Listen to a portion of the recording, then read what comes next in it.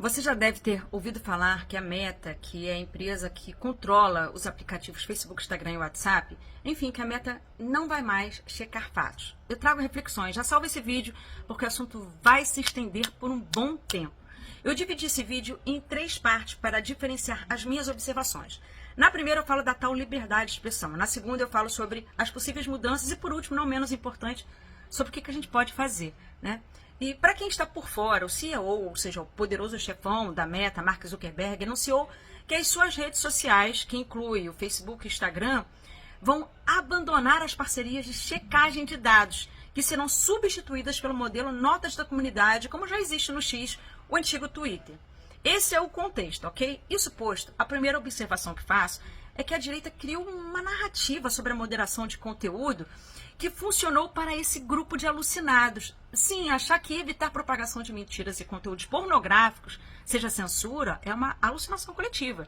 E observe porque eu insisto que isso seja uma alucinação. Nada na pauta da extrema-direita diz respeito à liberdade de expressão para todas as pessoas. Basta lembrar que a gente viu, não só no Brasil, mas pelo mundo, já que o fortalecimento da extrema-direita é um problema mundial, enfim, a gente viu a proibição de alguns livros em escolas, gente querendo dizer o que é arte e o que não é, querendo proibir a educação sexual nas escolas, controlar o conteúdo nas aulas de história e outras disciplinas, achando um absurdo Madonna em Copacabana. Bom, o Fórum Nacional pela Democratização da Comunicação apontou que aqui no Brasil a violação à liberdade de expressão foi institucionalizada no país com Bolsonaro, que foi ainda o principal porta-voz da violência, da agressividade contra jornalista, contra comunicador, contra artista, contra professor, contra cientista ou contra qualquer instituição que expresse uma visão de país e mundo diferente da dele. É mentira isso? Bom, bolsonaristas não deram nem um pio quando Bolsonaro, então presidente, na época, página feliz da nossa história, bom, afirmou que para dirigir a Ancine, que ia indicar um nome terrivelmente evangélico, que tivesse a Bíblia embaixo do braço, joelho ralado no milho e que soubesse 200 versículos da Bíblia. Quem assumiu uma das diretorias e ficou responsável por gerir o Fundo Setorial do Audiovisual foi um pastor na época. E na Fundação Nacional de Artes, a Funarte, o nomeado foi um outro cara que eu me esqueci o nome. Mas eu lembro bem que em seu canal do YouTube, ele afirmou que o rock ativava as drogas, que ativava o sexo livre, que ativava a indústria do aborto, que ativava uma coisa muito pior, que é o satanismo. Então, quando eles vierem com esse papo de liberdade de expressão, saibam que é a mesma ladainha do Escola Sem Partido. Eles querem calar a boca de quem pensa diferente e vale para isso qualquer coisa, inclusive deixar de checar fatos e propagar fake news. Alegar evitar a censura é uma manobra política para evitar assumir a responsabilidade pelo ódio, pela desinformação que as plataformas encorajam e facilitam. O segundo ponto, vai mudar muito a nossa vida, Érica? Esse é um ponto delicado. Eu estou vendo todo mundo meio desesperado, dizendo que é o fim dos tempos. Eu, sinceramente, eu não fiquei tão abalada com essa notícia, porque eu já estou muito abalada há anos com tudo que está acontecendo. E eu quero refletir aqui com vocês sobre as possíveis consequências dessa mensagem plot twist do Zuckerberg.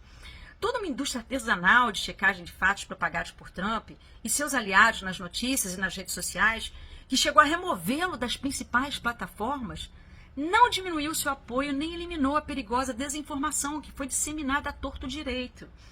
Trump conquistou novamente a Casa Branca agora, enquanto despejava mentiras racistas completamente infundadas sobre imigrantes haitianos, roubando e comendo animais de estimação, entre outras falsidades, né? Mentiras que foram desmascaradas diversas vezes em todos os principais meios de comunicação. E vamos ver a posse desse sujeito, como se tudo isso fosse razoável, natural e legítimo agora, gente. Eu quero dizer que a checagem de fatos nunca nos salvou da ferramenta política que a propaganda da extrema-direita utiliza. Eu estou falando do ódio e eu estou falando do medo. Aí me vem o Zuckerberg dando coro a essa gente, né, com uma completa falta de sutileza no anúncio. Falou com todas as letras que vão remover uma série de restrições sobre temas como imigração, identidade de gênero, que são objetos frequentes de discursos e debates políticos. Ou seja, deu um recado nada discreto de que o ódio contra pessoas trans e imigrantes vai ser disseminado com mais facilidade ainda. E vai. É para ficar preocupado? É. Mas a gente estava seguro antes? Não. A impressão de que há segurança nas redes hoje é falso, ok? A gente está muito vulnerável, gente, mesmo com essa checagem de fatos, sabe? Há estudos sobre desinformação que apontam que as publicações sinalizadas como falsas pelo Facebook só tiveram o compartilhamento reduzido em 8%, mostrando como esse rótulo não impede que a informação falsa se dissemine. Ou seja, essa checagem de fatos funcionava, mas nunca foi perto de ser suficiente. Vamos lembrar do que a gente passou na pandemia, com gente tomando remédio para verme, para combater um vírus e achando que isso era melhor que vacina? Teve checagem de fatos que desse conta daquilo, que é apenas um exemplo, né? Por que mesmo com essa checagem isso não foi suficiente para que certas mentiras e conspirações conseguissem atingir parcelas enormes da população? E digo mais, vários meios de comunicação tradicionais que estão falando, nossa, olha Zuckerberg, nossa, vai virar bagunça isso, nossa, vai poder tudo. Eles falam isso como se a gente não estivesse vendo o segundo mandato de Trump começar a despeito de tanta mentira, propaganda em sua campanha, enfim. Vários meios de comunicação que falam isso agora com um certo choque e alarmismo não estão dispostos a reconhecer o próprio papel que tiveram e têm na manutenção de narrativas que fortalecem a extrema-direita. Ora, pois, vídeo que propagam sobre o mercado. Está chateado com Lula e feliz com Milei, sendo que o Brasil registrou agora o menor nível de pessoas na pobreza, na extrema pobreza, desde 2012, enquanto que na Argentina a pobreza registrou um enorme salto no governo do Milei. Então, eu quero dizer que achar que redes sociais são fontes de notícias confiáveis ou um local em que a democracia seja fortalecida, porque existe a tal checagem de fatos, não sei, viu? O principal objetivo da internet é manter seus usuários sob vigilância. Vocês não se sentem monitorados o tempo todo? Eu me sinto. Tudo que as plataformas mais desejam é que a gente gere dados para gerar, por sua vez, de alguma forma, lucro, como diversos tipos de cobrança e propagandas que têm um certo ar inofensivo, mas que são extremamente manipuladoras. As redes sociais são corporações mega gigantes para as quais nós, usuários, a gente produz dados que podem ser extraídos como commodities e vendidos aos anunciantes e até para outras instituições e órgãos de governo. Há quem esteja comemorando, e eu teria vergonha de comemorar, que uma rede social será menos rígida, ainda, né, contra a disseminação de mentiras. Eles estão avançando com essa narrativa, gente, há tempos, e a gente precisa pensar sobre tudo isso sem ingenuidade. A gente não pode alimentar a falsa impressão de que, antes desse anúncio de Zuckerberg, a gente estava protegido. Se a gente está buscando uma solução para um problema tão complexo como o avanço da extrema-direita, eu acho que é necessário a gente aprofundar bem esse tema, tá? E o terceiro e último ponto, né? O que a gente pode fazer? Entender ajuda muito.